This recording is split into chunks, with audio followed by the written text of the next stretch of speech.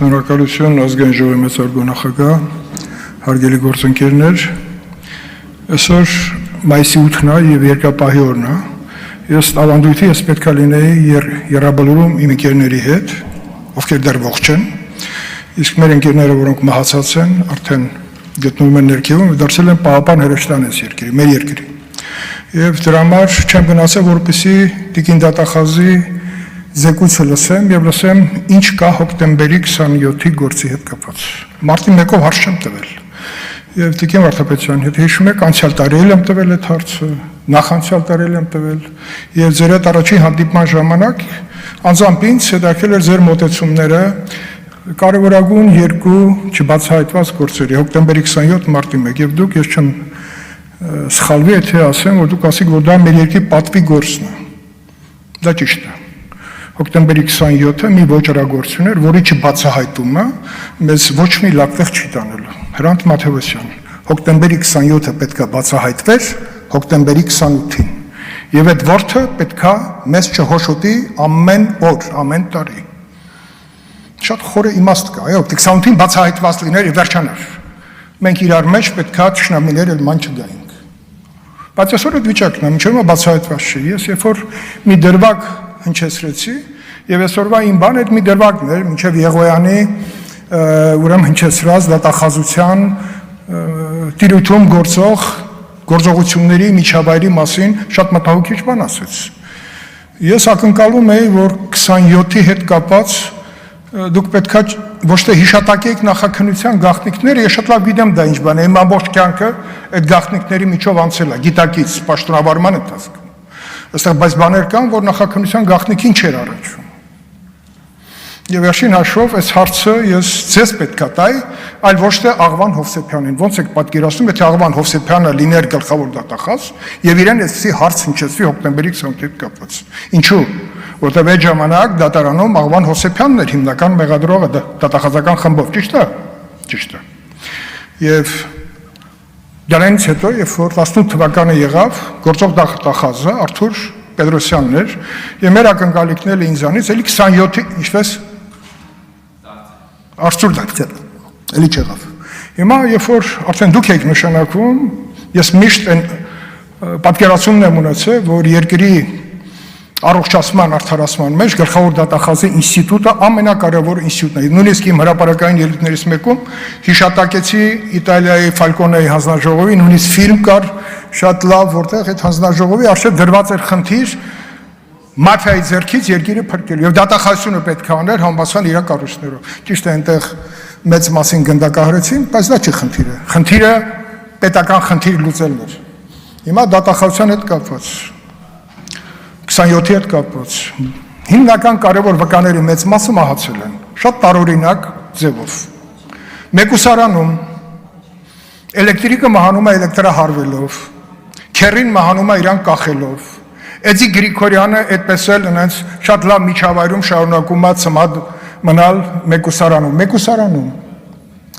Ինչ է կարծում տիկին դատախազ, եթե մեծ ուժեր չլինեին այս ամենի հետևում, այսպիսի տարօրինակ մահացության դեպքեր կլինեն, Մովսիսյանը ավտովթարից։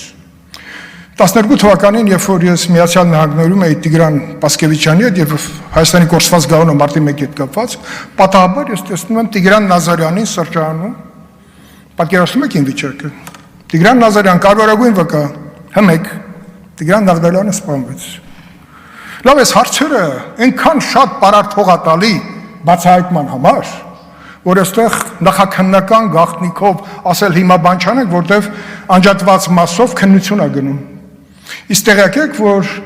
նախաքննությունը իրականացնող մարմնում ուժեղ պրոֆեսիոնալ թիմ կար ձևավորված քննիչների, Եղոյանի հայրն էլ երջանկային շտակ այդ խմբի մեջ էր։ Շատ կարևոր գործեր է քննել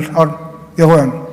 Նաև Սամվել Հովհաննիսյան կար, որը նաև քննության ընթացքում դուրս էր եկել KGB-ի մեջ մասնակցության դրվագը բացահայտելուց։ Սամվել Հովհաննիսյանի նկատմամբ գլխավոր դատախազ Աղվան Գառնիկիչը քրեական գործ հարուցեց։ Սրանք ինֆորմացիաներ են։ Եվ ես ինձ համարում եմ նաև ինֆորմացիայի կրող, որ հիմա այստեղ պետք է հնչեցնեմ եւ անընդհատ պետք է առաջարկել եմ եւ այդ քննչական խմբի բոլոր անդամները շատ կարևոր խորհրդատուներ պետք է լինեին այսօրվա անջատված մասի գործը հաջողությամբ ավարտելու համար։ Օրինակ ես չգիտեմ, Սամվել Հովհաննիսյանի մասին ձեզ ասել եմ, կանչել եք այդ մարդու գիտելիքներից սկսած հիշողությունը, թե ինչի համար իրան մեկուսացրեցին։ Գիտեք, որ մեկուսանում ստի դետեկտորի հետ կապված Ալիկ Հարությունյանին հոգեմետ դեղ էին տվել, ով էր տվել։ Ալիկ Հարությունյանը ես այսօր հնչեցրեցի Փարիզում է, ոնց։ Ուրա Սամվել Ուզունյանը, ոնց։ Հաջողությամբ փակել են Հայաստանի սահմանը։ Դե գնացեք գտեք։ Գտնելու համար մեր երկիրը ունի այսօր բոլոր հնարավորությունները որպես պետություն։ Վերջում նոր կառույցներ ենք ստեղծել, արտաքին հետախուզություն, օպերատիվ կառույցներ, արտաքին հակահետախուզություն հիմա կստեղծվի։ Սրանք կառույցներ են, որ պետության եւ մեր ժողովրդի հիշողության մեջ մնացած կարևոր գործերը օր առաջ բացահայտեն։ Հոկտեմբերի 27-ը պետք է բացահայտված լիներ հոկտեմբերի 28-ին։ Այսօր 25 թվականն է, մայիսի 8, Երկրապահի օր։ Չեմ գնացել, ինչ պետք է ասեի, ես Վազգեն Սարգսյանի գերեզմանի նստելուց, խումբ վառելուց։ Էմոցիոնալ բան եմ ասում, բայց դա իրականում գոյություն ունի շատ-շատերի հիշողության մեջ։ Ուր ուզում եք մտեք, ասում են 27-ը դատավարությունը արագացված, նույն դատախազության գլխավոր դատախազը ոնց թույլ տվեց, որ Ուզունյանը հիմնական վկաներին ասի չէ, արագ վերջացնում ենք։ Բա հիմա դատախազությունը անընդհատ բողոքարկում է, կալան, շատ լավ։ Բա այն ժամանակ չէին բողոքարկում այդ նույն պրոցեսի արագացման դեմ։ Խնդիր կա ով էր հրահանգավորել, վերջին հաշվով կար երկրի նախագահ Ռոբերտ Քոչարյան, արագացված պրոցես։ Ուզունյանը ոնց հարստացավ անմիջապես, ինչի հաշվին 27-ի արագացված դատավարության, շատ վկաներ չեն լսվել, հանվել են։ Ուզում ասեմ, 27-ը պետք է բացահայտվի, ինչպես նաև մարտի 1-ը, որը դատավարության այսպես մանիպուլատիվ ձգձգման շնորհիվ մի անգամ գնաց փակուղի, հիմա կարող է նորից գնա փակուղի, էլի նույն պերսոնաժի հետ գործ ունենք։ Չէ՞ որ ձեռք են բերվել ապացույցներ այն ժամանակ Նայիրի Հունանյանը, որ հետո երբ որ Հայաստանում փոխվեց Ռոբերտ Քոչարյանը նորից եկավ իշխանության Անգլիայի թագու կարգավիճակից, երբ որ Արամ Սարգսյանին հրաժարականը ստորագրեց, դրանից առաջ պաշտպանության նախարարին ապօրինի զրկելով պաշտոնից, որովհետև պաշտոնը առանց վարչապետի համոզություն չէր կարող լինել, բայց հերթականություն այդպես եղավ եւ սկսվեց արդեն դատավարության պրոցեսը։ Իմիջիալոց ես ասեմ, 2000 թվականի փետրվար ամսին Հայկական ժամանակ թերթում մի հատ հրաշալի վերլուծություն կար Արմենակ Միքայելյան հեղինակի կողմից։ Չեմ հիշում, ձեզ ասել եմ, որ այդ հոդվածը մի հատ նայեք։ Լրջագույն վերլուծություն հոկտեմբերի 27-ի հետ կապված։ Պողոս Պողոսյանը, Նայիրի Հունանյանի մայրիկի ընկերը,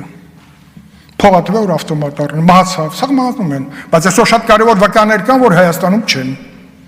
Ինչ են կանում, որ վկաներ այստեղ լինեն։ Հա, կարելի ասել նախաքննության գաղտնիքից ելնելով, չենք ասում մարմինները ինչ են եղել, բայց մի դրվագ էլ հիշեցնում, տիկին դատախազ։ Նայիրի Հունանյանը, երբ որ հայտարարեց արդեն Ռոբերտ Քոչարյանի նորից իշխանություն գալիս հետո, որ ճնշումների միջոցով է իրենից ցուցմունքներ վերցվել, Փահլավունի փաստաբանի ներկայությամբ հարց է տրվել։ Այն ինչ որ վերցվել է ճնշումների միջոցով, դրանք արժանահավատ էին թե ոչ, ասեց այո։ Կարդացեք, բոլոր հատորները ձեր մոտ են։ Ինչ է դա նշանակում։ Նարի Բադալյան թերթերից մեկում հրապարակում գծված էր կամուֆլյաժ դրանից առաջ։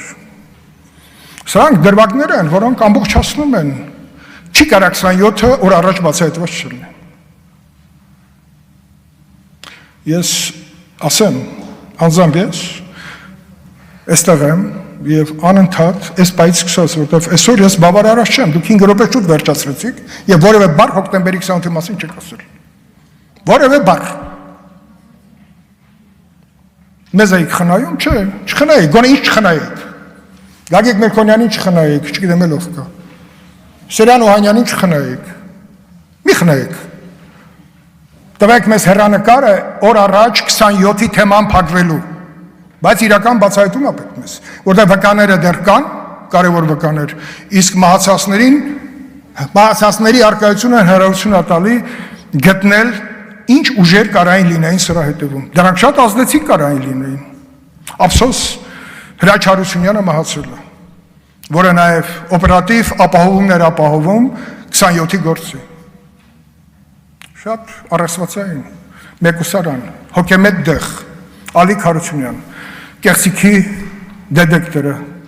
չկարողացան օգտագործեն, հաջորդ օրն որոշեցին եւ չեն օգտագործում։ Արտադրության նախարար Հարությունյան, Ավարտեք։ հա, շնորհակալ եմ։ Ես ուզում եմ ասեմ նաեւ մի դրվագ կապած դատախազության անընդհատ բողոքարկումների հետ կապված, ես բերել էի, որ այդ մասին խոսեի։ Պարոն Եղոյան, դուք շատ ճիշտ եք։ Ես կտամ մի դրվագ, որը քրեական ենթամշակույթի հետ ոչ մի կապ չունի, կոնկրետ գործի հետ կապ ունի, որտեղ դատախազությունը 2 անգամ բոլոր ացիաներում պարտվել է, եւ 3-րդ անգամ նորից բողոք եք ներկայացրել, շարունակեք բողոքել, որի արդյունքում այդ կուկուռուզնիկ կոչվածը երբեք չի կառուցվելու։ Շնորհակալություն։